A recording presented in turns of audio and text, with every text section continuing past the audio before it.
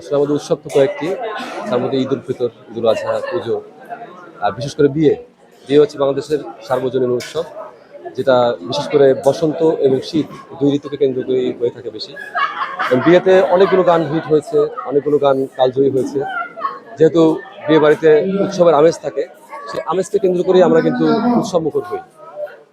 আর এই সুবাদে আমি গানটার প্রতি একটু বেশি ফোকাস করা হয়। আসলে এই গানটির মধ্যে একটা ভিন্ন তাৎপর্য রয়েছে।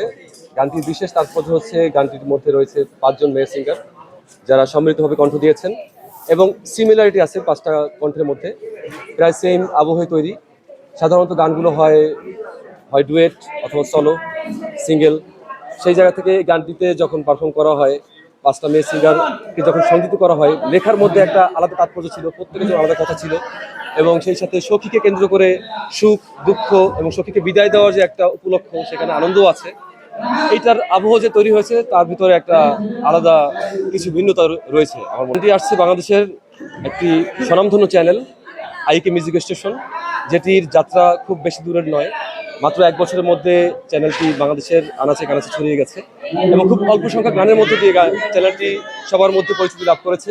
2জন গুণগ্রাহী রয়েছেন, কোম্পানি ওনার ইমদাদ খান, এবং সেই সাথে রয়েছেন গীতিকার, আমাদের সবার প্রিয় মানুষ, আমাদের যিনি সবার পিছনে থেকে দিন রাত, আমাদের 3টা রাত একটা না ঘুমিয়ে আমাদের সাথে একাত্ম ঘোষণা করেছেন এবং আমাদের সেট ডিজাইন থেকে শুরু করে সমস্ত জায়গাতে যিনি অনুপ্রেরণা দিয়েছেন, তিনি হচ্ছেন মনসুর সানি, এবং যার লেখা এই গানটি, যিনি এই কোম্পানির একমাত্র গীতিকার।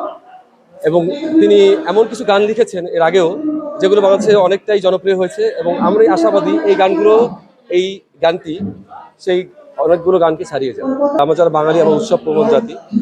বাংলাদেশের অনেকগুলো উৎসব হয়, অনেকগুলো পার্বণ হয়, ঈদ উল ফিতর, ঈদ উল আজহা, পুজো। বিশেষ করে বিয়ে একটা সার্বজনীন উৎসব, এবং শীত এবং বসন্তকে কেন্দ্র করে বিয়েটা বাংলাদেশে অনেক বেশি প্রচলিত।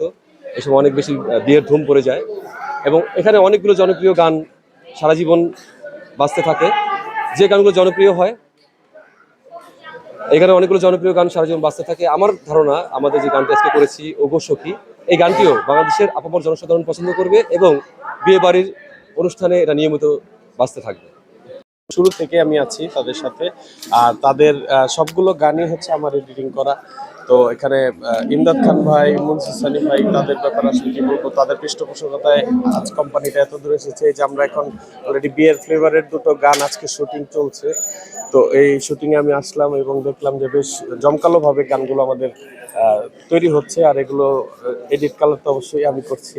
তো সব মিলিয়ে আসলে দারুণ হবে গানগুলো। আর এটার যে কোয়ার্টিস্ট যারা আছেন, এটা যারা পারফর্ম করেছেন, প্লাস হচ্ছে যারা গানের সাথে সিঙ্গাররা যারা ছিলেন, মিউজিক আর লিরিক তো অবশ্যই মনসুর সানি ভাই। তো সব মিলিয়ে আসলে খুবই দুর্দান্ত একটা প্যাকেজ। তো আমি আশা করি যে গানটা সবাই দেখবেন, সবার ভালো লাগবে। আর আইকে মিউজিক স্টেশনের সাথেই সবাই থাকবেন। আর আইকে মিউজিক স্টেশনে খুব শীঘ্রই সিজন 4 চালু হচ্ছে। তো এটাও এই মাসেই শুটিং। তো আশা করি যে আইকে মিউজিক স্টেশনের সাথে সবাই আছেন, থাকবেন, ইনশাল্লাহ ভালো কিছু পাবেন। ধন্যবাদ। আমি এস এম তুষার, ভিডিও এডিটর। আমি মূলত ভিডিও এডিটিং এবং কালারিস্ট হিসেবে কাজ করি।